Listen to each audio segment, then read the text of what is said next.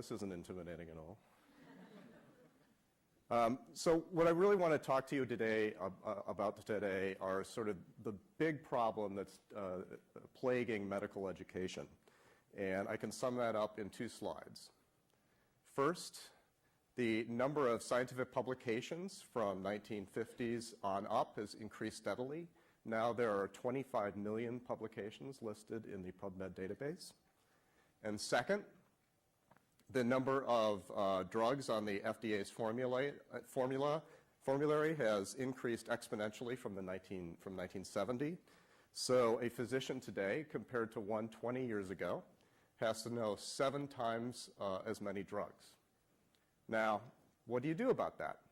We could increase medical school to, say, 28 years. But I think at the end of the day, the physicians that came out would have the bedside manner of this guy. How are you feeling?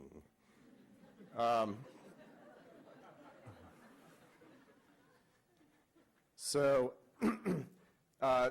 what I propose is that we really need to do 2 things. One, we need to start teaching students how to solve problems, not memorize facts, and also to get them to really start working in groups so that no one individual has to know everything. And indeed, our medical education system, from the reviews that we get from students, isn't globally loved by really any of them.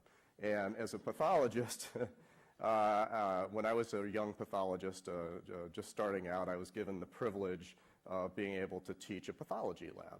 So put my stuff together, I straightened my little bow tie, and I walked down, and there were precisely 2 students in the lab.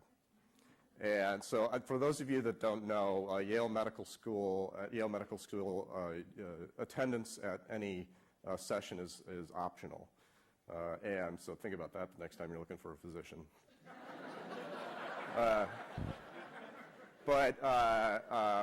And students vote with their feet, right? And so, and in a lot of ways, I couldn't really blame them. The material was pretty bland, it was poorly presented, and I really had a lot of sympathy.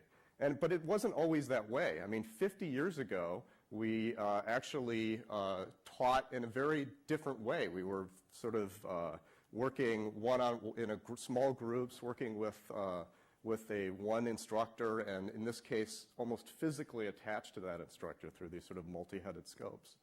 But then, in the 1990s, we had the miracle of PowerPoint. And we traded that sort of intimacy for something where we were talking indirectly to students. You have the professor that's teaching to the screen, and then the screen is reading it out to the group. Now, for big groups, that's fine. But we know for small groups, that's not really optimal. And in the case of pathologists, who are not the most extroverted people on the face of the earth, if you know what I mean, it was a complete disaster. And our students told us so. We just went over cases in PowerPoint. It was a bit of a clusterfuck. One of the worst courses in medical school. And the one that really hits hardest, I relied heavily on the University of Utah's WebPath site.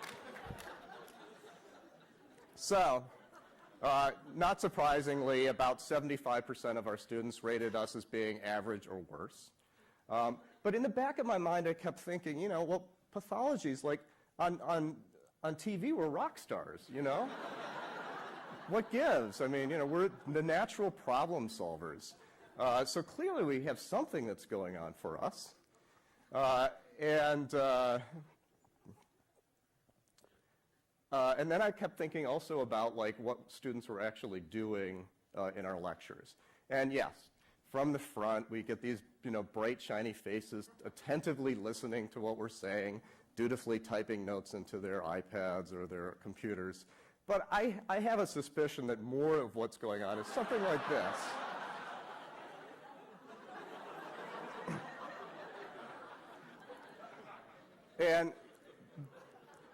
But I was like, okay, so maybe you can make use of this, the notion that social media and gaming and sort of small group sessions, we could combine into something that was actually a better sort of way of communicating information. And through these shamelessly self-promoting images here, this is kind of what we came up with. The instructor now is no longer attached to a screen. They can walk around and deal with individual groups, and the individual groups work to solve problems. And because our medical students aren't competitive at all, we add a little ding for the group that gets the fastest correct answer.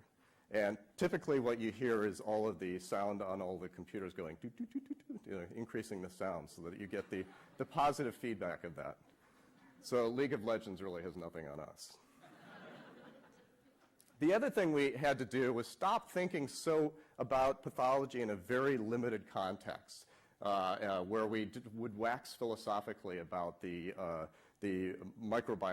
microscopic image of a particular tumor, in this case mesothelioma, and think much more broadly and start defining pathology as something that has impacts at very small and very large levels. Now, I won't tell you what all of these images are. If you want to know, you can submit an application and about $250,000 for the privilege.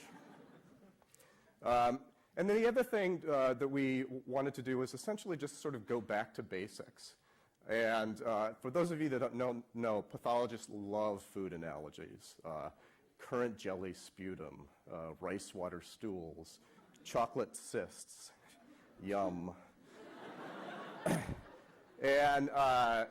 So the story I'll end with is just the story of wasabi. And what we do in pathology, our first lab in pathology is very basic. We just literally talk about color, and color of pathology, and a fairly relatable story. You're sick, you go to the doctor, and you say, "Doc, I'm coughing up stuff." And the first question the doctor asks you is, well, do you have insurance? But the second question is, what color is it, right?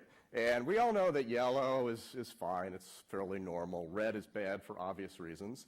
And medical students have really learned, memorized if you will, that green equals infection. But when you ask them why, they have no idea. Well, it turns out that the types of cells in your body produce enzymes that are actually green in color. And those are what the body uses to fight infection. And it's very similar to the types of enzymes in wasabi that give it both its green color and its sort of tastiness. There you go. You'll never eat wasabi again, I'm sure. So, did things get better? Well, really had to pretty much go up from here, right? But our students definitely gave us much better feedback.